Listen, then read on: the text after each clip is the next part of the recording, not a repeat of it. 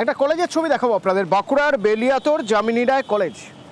এই কলেজে ব্লক সভাপতি ঢুকে দুই অধ্যাপককে রীতিমতো শাসাচ্ছেন, দেখুন।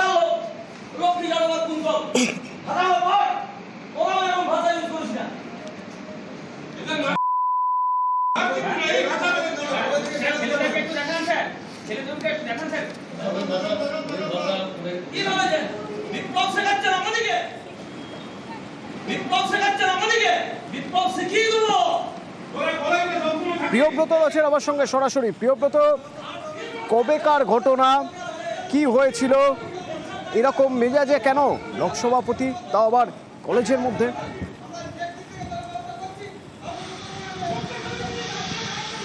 কলেজের সেমিনারেই এই পরিচালনা সমিতির একটা বৈঠক হচ্ছিল, কিন্তু সেটা হচ্ছে 26শে মার্চের ঘটনা। সম্প্রতিকালে যে ভিডিও ভাইরাল হয়েছে সেখানে দেখা যাচ্ছে বড়জোড়া ব্লক তৃণমূল কংগ্রেসের সভাপতি কালীপদ রায়কে হুমকি দিতে, দাদাগিরি করতে, যেটা বলা হচ্ছে কলেজের অধ্যাপক ভূগোল বিষয় এবং বাংলা বিষয়ের অধ্যাপকের পক্ষ থেকে তাদের দুজনকেই মূলত শাসনটা দেওয়া হচ্ছে।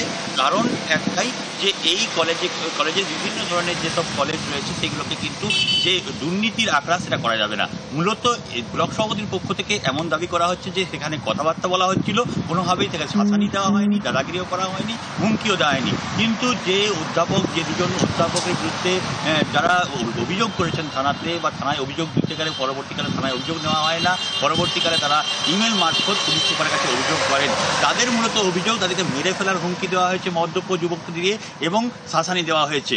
এর ফলে কিন্তু কলেজে পড়াশোনার পরিবেশ নষ্ট হচ্ছে। এই যে অধ্যাপক দুজন রয়েছেন তারা কিন্তু শঙ্কিত রয়েছেন, যে কোনো মুহূর্তে তাদের প্রতি আক্রমণ হতে পারে এবং সেই কারণেই তারা কিন্তু অভিযোগ করেছেন। কিন্তু এখনও পর্যন্ত ব্লক সভাপতির বিরুদ্ধে কোনো রকম পুলিশের কোনো অভিযান হয়নি। অন্যদিকে এই ধরনের ঘটনার পরপরই বিজেপি এবং সিপিএমের পক্ষ থেকে দৃষ্টান্তমূলক শাস্তির দাবি করা হয়েছে এবং এই ঘটনা কলেজের পরিবেশে নষ্ট করছে। এই ঘটনা কলেজে কোনোভাবেই অনভিজ্ঞত, কারণ এই কলেজ যামিনী রায়, বিখ্যাত যে প্রখ্যাত শিল্পী, সে যামিনী রায়ের নামাঙ্কিত কলেজ যামিনী রায় কলেজ, এবং এখানে প্রচুর ছাত্রছাত্রী পড়াশোনা করে। এখানে একটা পড়াশোনার পরিবেশ রয়েছে, কিন্তু সেই পরিবেশ নষ্ট করছেন ব্লক তৃণমূল সভাপতি, এমনটাই অভিযোগ এসছে। অতনু, কিন্তু যার বিরুদ্ধে অভিযোগ তিনি তো পুরোপুরি অস্বীকার করছেন, শুনুন। ভিডিওটা ফেসবুকে ভাইরাল হতে দেখেছি, সেখানে আমাদের উদ্দেশ্য করেই দুই নেতা কালী মুখার্জি এবং জয়ন্ত দাস আমাদের উদ্দেশ্যে বলে যে লোকাল মাতালদের দিয়ে আমাদের মার্ডার করিয়ে দেবে। তো আমরা বাইরে থেকে এসে এখানে ছেলে মেয়েদের শিক্ষা দেওয়ার জন্য এখানে আমরা এসে ভাড়া নিয়ে থাকি। তো আমাদের ওপরে এইরকম ভাবে যদি আক্রমণ হয়, স্থানীয় মাতালদের দিয়ে যদি আক্রমণ করানো হয়, তাহলে আমাদের সিকিউরিটি, আমাদের যে ফ্যামিলি রয়েছে তাদের দায়বদ্ধতা কে নেবে? প্রশাসনকে আমরা এই বিষয়ে একটা মেল মারফত জানিয়েছি। আমরা যখন লিখিত দিতে যাই, স্থানীয় প্রশাসন নেয়নি। এসপি অফিস এবং এমনকি কোর্টের দ্বারস্থ হই, তখন সেটাকে তারা এফআইআর হিসেবে নেয় এবং তার কোনো প্রতিক্রিয়া হয়নি এবং কোনো স্টেপও নেওয়া হয়নি। ভিডিওটা যেটা করেছে এটা প্রায় 4 মাস আগের ঘটনা।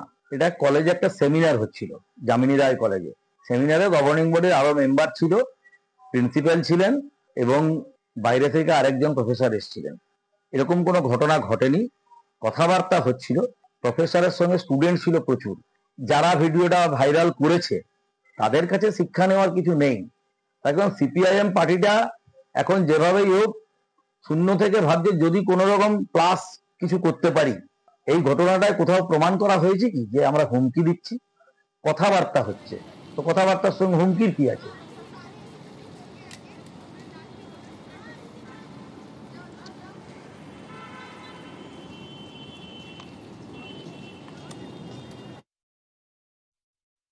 ভিডিও দেখে পরিষ্কার যে তৃণমূলের ব্লক সভাপতি তার নেতৃত্বে অধ্যাপক নিগ্রহের যে স্ক্রিপ্ট, সেই স্ক্রিপ্ট আগেই লেখা হয়ে গিয়েছিল, সেটা বর্তমানে প্রযোজ্য হলো।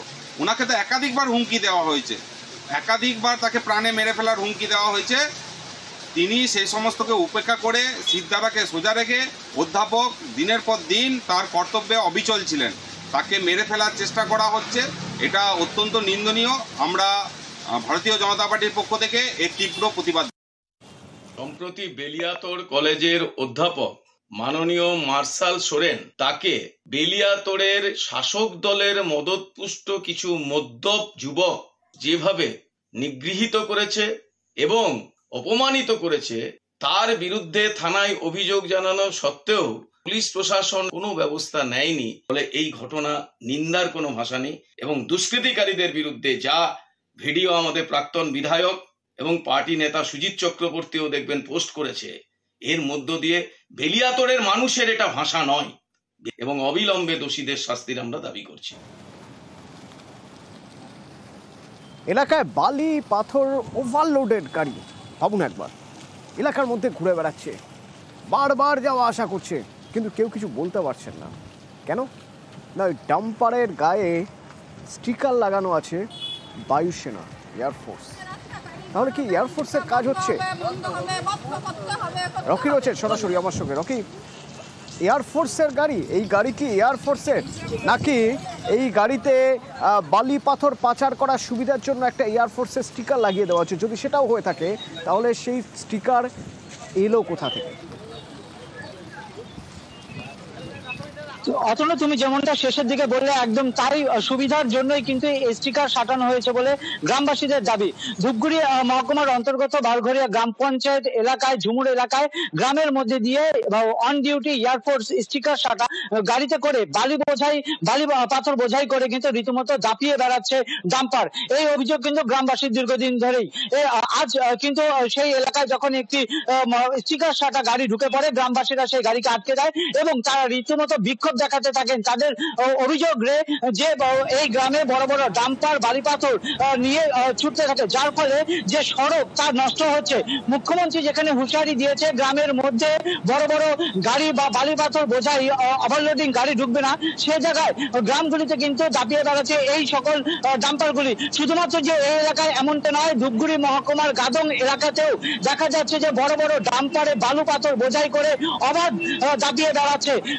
শুধুমাত্র এই এজেন্সি নয়, সরকারি এজেন্সির একটি স্টিকার সেটে নিয়ে এক শ্রেণীর বালু ব্যবসায়ী তারা কিন্তু সুবিধার্থেই বিভিন্ন জায়গায় বালি পাথর পাচার করছে বলে অভিযোগ। এই ঘটনার খবর পেয়ে ধূপগুড়ি থানার পুলিশ সেখানে পৌঁছালে স্থানীয় বাসিন্দারা কিন্তু রীতিমতো পুলিশকে ঘিরে বিক্ষোভ দেখান। তারা দাবি করেন যে পুলিশ প্রশাসনের নজরের সামনে কি করে মুখ্যমন্ত্রী হুঁশিয়ারির পরেও এভাবে ডাম্পার বালি পাথর বোঝাই করে গ্রামের রাস্তা দিয়ে দাপিয়ে বেড়াচ্ছে।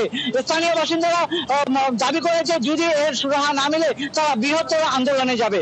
অতনু, ধন্যবাদ। এই রাস্তা দিয়ে গাড়ি ঢুকতে দিব না। কেন? এই রাস্তা ফেটে যাচ্ছে, আমাকে কি সরকারে বানায় দিবে? রাস্তা বানায় তো দিবে না, আমরা ঢুকতে দিব না গাড়ি, বড় বড় গাড়ি এদিকে ঢুকতে দিব না। 10 চাকা গাড়ি 16 চাকার গাড়ি ঢুকানো যাবে না। 5 বছর হয়ে গেছে, কাজও কমপ্লিট হয়ে গেছে, কিন্তু তারপরেও ঢুকতেছে। পুলিশ দেখে না, এরপরে তো আমার এই কাজ হবে না। আমরা চাচ্ছি এই গাড়ি ঘোড়া আমরা বন্ধ করবো। গ্রামের রাস্তায় ছোট ছোট বাচ্চা আছে, গরু আছে, ছাগল আছে, আমরা তো সাধারণ মানুষ। गाड़ी में एयरफोर्स का स्टिकर सटा हुआ है। नहीं, वो एयरफोर्स में अभी 1-2 दिन पहले काम कर रहा था, उधर पे माल जा रहा था, तो इसीलिए एयरफोर्स का। कहाँ से माल जा रहा था? हम लोग एथलवाड़ी से। आरबीएम है पत्थर? आरबीएम है। कहाँ से लाया? ये क्या बोलते हैं, शामसी भूटान। शामसी भूटान से। तो पता नहीं है कि गांव के रास्ते में इतना ओवरलोडिंग डंपर घुसाना मना है? रास्ता का नुकसान हो रहा है, इसका जिम्मेदारी कौन होगा?